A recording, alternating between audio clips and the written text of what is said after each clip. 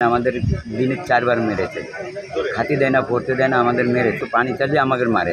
যদি একটু পেশাব করার কথা বলি তাও আমাদের মারে। আমরা মুসলিম কইলে করে মারতো, নামাজের কথা কইলে করে মারতো। আর খাওয়ান দিত না, কিছু দিত না, খালি মায়ের দূর করতো, মায়ের উপরে মায়ের দূর করতো, আর কিচ্ছু করতো না।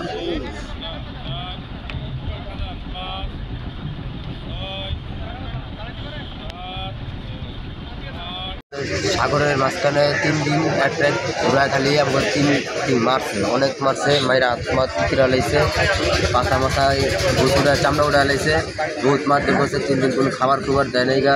খাওয়ানোর ভিত্তি ছোটো একটা বিস্কিট দিতে সবারই কইতো পেট ভরছিল, আমরা মায়ের ডরে কইতো আমার পেট ভরছে। আর যদি কইতো নামাজ পড়স নেই, আমরা নামাজ পড়ি, তারাও মায়ের দূর করতো যে নামাজ পড়স কিনলে, আর তারা মুসলিম কইলে না, তারা হিন্দু কিনলে আমরা মুসলিম কইলে করে মারতো, নামাজের কথা কইলে করে মারতো। আর খাওয়ান দিত না, কিছু দিত না, খালি মায়ের দূর করতো, মায়ের উপরে মায়ের দূর করতো, আর কিচ্ছু করতো না। গুজরাট পুলিশও আমাদের উঠে নিয়ে গেছে। উঠে নিয়ে যাওয়ার পরে আমাদের ওইখান থেকে বড়ুদা আনেছে। বড়ুদার পরের থেকে আমাদের বিমানে উঠেছে। বিমানে উঠে হাত পাও বেঁধেছে, হাত পাও বেঁধে চোখ বেঁধেছে। চোখ বেঁধে কোথায় নিয়েছে আমরা এটা সঠিক জানি না। তারপরে আমাদের হাত পাও বাঁধা ছিল, চোখ বাঁধা ছিল। তারপরে আমাদের ভারতের কোস্টগার্ড যারা নদীপথে চলে, ওদের জাহাজে উঠাইছে। জাহাজে উঠায় আমাদের খুব প্রচার করতে, মানে আমাদের দিনে 4 বার মেরেছে। খাতি দেয় না, পড়তে দেয় না, আমাদের মেরেছে। মারার পরে আমাদের ওইভাবে বাইন্ধে রাখে। আবার কি, আমরা একটু পানি চালিয়ে আমাদের মারে।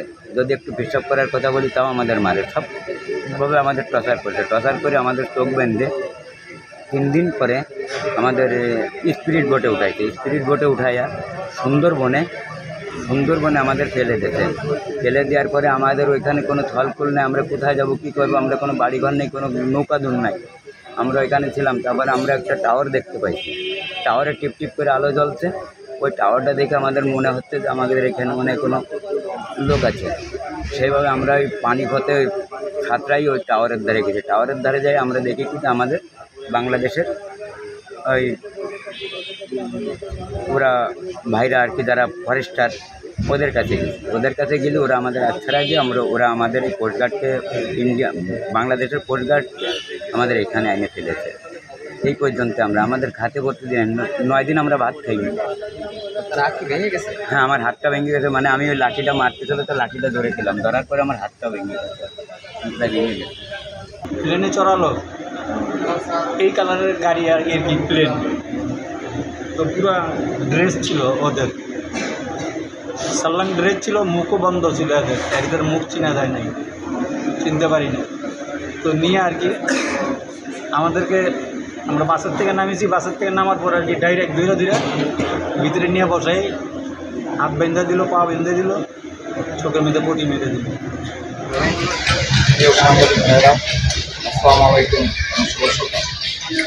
আমি লেফটেন্যান্ট কমান্ডার আবদার, অপারেশন অফিসার, বাংলাদেশ কোস্টগার্ড, পশ্চিম। গত 9 মে 2025 তারিখ রাতের অন্ধকারে বাংলাদেশ ভারত সীমান্তবর্তী মান্দাবাড়ি চরে 75 জন বাংলাদেশি মুসলমান নাগরিক এবং 3 জন ভারতীয় মুসলমান নাগরিককে জোরপূর্বক মান্দাবাড়ি চরে পুষিত করানো হয় ভারতীয়। পরবর্তীতে এই 78 জন লোক মান্দাবাড়ি ফরেস্ট অফিসে আশ্রয় করলে আমাদের কাছে খবর আসে। খবর পাওয়ার সাথে সাথেই বাংলাদেশ কোস্টগার্ড থেকে জাহাজ এবং বোট অতি দ্রুত ঘটনাস্থলে প্রেরণ করা হয়। ঘটনাস্থলে পৌঁছে আমরা প্রথমেই 78 জনকে উদ্ধার করি, তাদেরকে চিকিৎসা প্রদান করি এবং তাদেরকে প্রয়োজনীয় খাদ্যদ্রব্য প্রদান করি। এই 78 জনকে মধ্যে 10 জনের অবস্থা আমরা তৎক্ষণাৎ অত্যন্ত গুরুতর পাই এবং তাদেরকে উন্নত চিকিৎসার জন্য আমরা আমাদের সকলকে 78 জনকে আমরা মহিলা দিতে আসি। এই 78 জনের সাথে কথা বলে আমরা যেটা জানতে পারি এবং তাদের ভাষ্য মতে তাদের অধিকাংশই ভারতের গুজরাটে বসবাস করছিল দীর্ঘদিন ধরে এবং তারা বিভিন্ন পেশায় নিয়োজিত ছিল। গত 26শে এপ্রিল গভীর রাতে ভারতীয় পুলিশ কর্তৃক তাদের বাসায় গভীর রাতে হানা দেয় এবং বুলডোজার দিয়ে তাদের ঘরবাড়ি ভেঙে দেওয়া হয়। তাদের পরিবারের সামনে তাদেরকে অমানবিক অত্যাচার, শারীরিক নির্যাতন এবং ধর্মীয় অবমাননার সূচক মন্তব্য প্রদান করে। তাদেরকে চোখ বেঁধে 2টি সামরিক বিমানে করে, একটা সামরিক বিমানে ছিল তারা এই 78 জন পুরুষ সদস্য এবং তাদের অন্যান্য পরিবহনের সদস্য, আরেকটা বিমানে করে তাদেরকে বিভিন্ন জায়গায় প্রেরণ করা হয় এবং গত 9 মে তাদেরকে বাংলাদেশের অভ্যন্তরে জলসীমায় এবং বাংলাদেশের অভ্যন্তরে যে মান্দাবাড়ি দ্বীপ আছে সেখানে নিশ্চিত করানো হয়।